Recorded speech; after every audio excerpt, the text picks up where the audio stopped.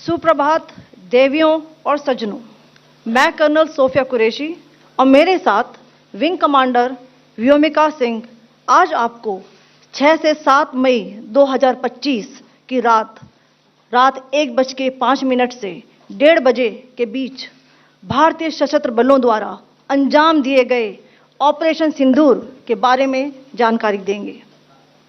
Operation सिंदूर 22 अप्रैल को पहलगाम में हुए विभत्स आतंकवादी हमले के शिकार मासूम नागरिकों व उनके परिवारों को न्याय देने के लिए लॉन्च किया गया था। इस कार्रवाई में 9 टेररिस्ट कैंप्स को टारगेट किया गया और पूरी तरह से इसे बर्बाद किया गया। पाकिस्तान में पिछले 3 दशकों से टेरर इंफ्रास्ट्रक्चर का निर्माण हो रहा है।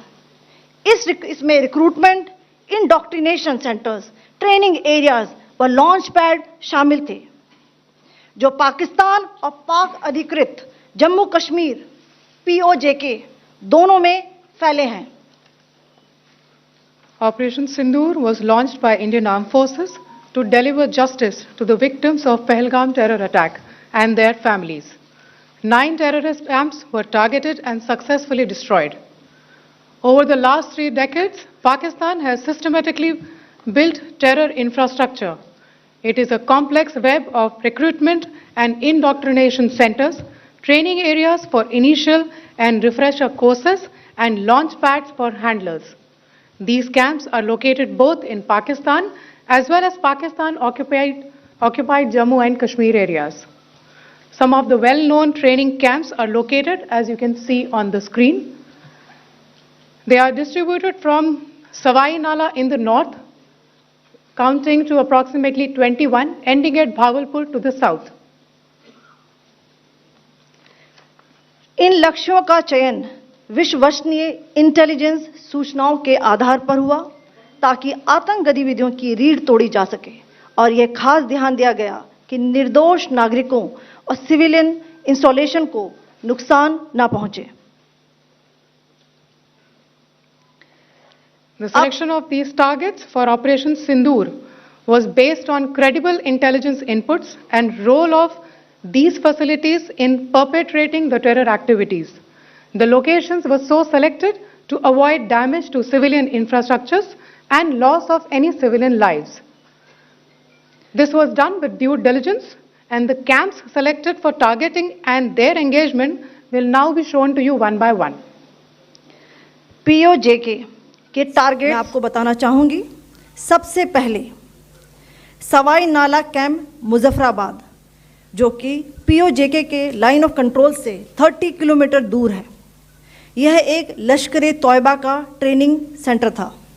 20 अक्टूबर 2024 सोनमर्ग, 24 अक्टूबर 24 गुलमर्ग, 22 अप्रैल 2025 पहलगाम, इन हमलों के आतंकियों ने यहीं से प्रशिक्षण लिया था।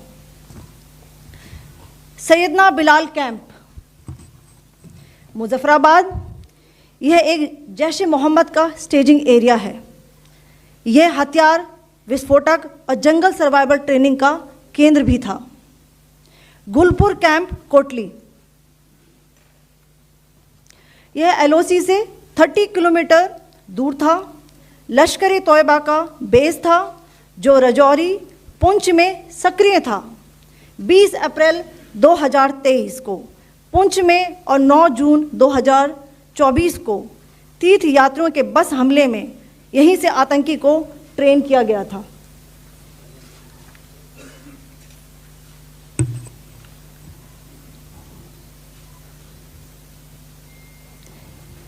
बरनाला कैंप बिम्बर, यह LOC से 9 किलोमीटर दूर है।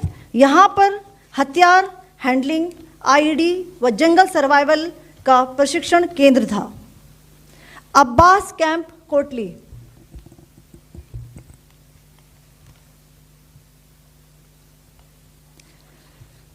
यह LOC से 13 किलोमीटर दूर है। लश्कर-ए-तौयबा का फिदाइन यहाँ तैयार होता था। इसकी कैपेसिटी 15 टेररिस्ट को ट्रेन करने की थी।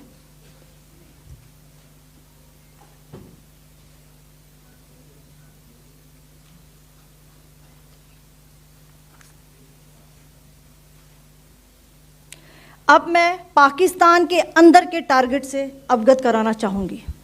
पहला, सर्जिकल कैंप सियालकोट। यह अंतर्राष्ट्रीय सीमा से 6 किलोमीटर की दूरी पर है, सांबा कठुआ के सामने।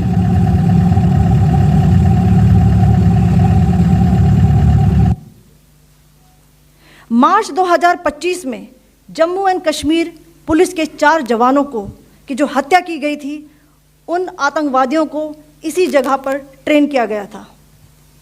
दूसरा, महमूना जाया कैंप सियालकोट। यह 18 से 12 किलोमीटर आईबी से दूर था। हिजबुल मुजाहिदीन का बहुत बड़ा कैंप था।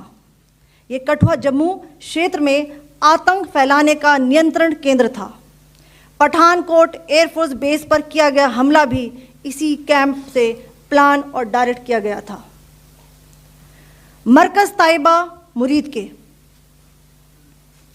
यह आईबी से 18 से 25 किलोमीटर दूरी पर है।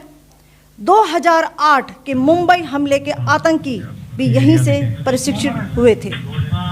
अजमल कसब व डेविड हेडली भी यहां ट्रेन हुए थे।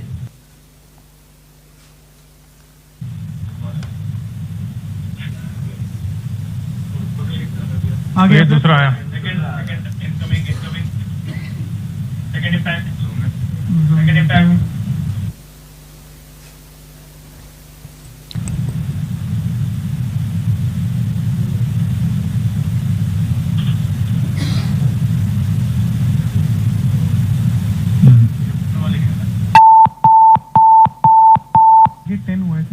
टारगेट 10 हुआ, एंक्लोजर सेम ही है। 7 it is hit the target. हाँ हाँ।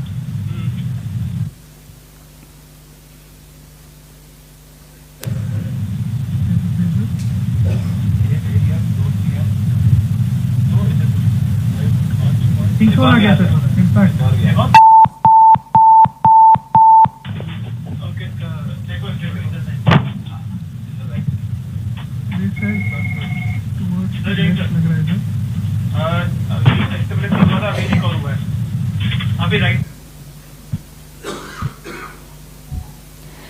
मरकज सुभान अल्लाह भावलपुर, यह इंटरनेशनल बाउंड्री से 100 किलोमीटर दूर है।